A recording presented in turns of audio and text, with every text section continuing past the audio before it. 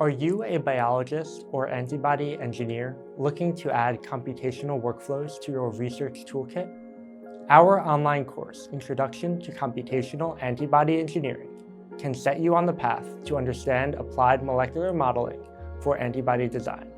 This course offers an exciting way to learn through hands-on calculations using Schrödinger's Bioluminate interface, in addition to curated video lessons, tutorials, and an application-driven case study to apply your skills.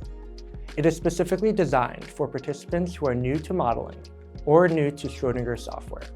In this course, you will learn antibody structure prediction, antibody humanization, developability analysis, epitope prediction, and more. The only requirement to take the course is to have access to stable, high-speed internet.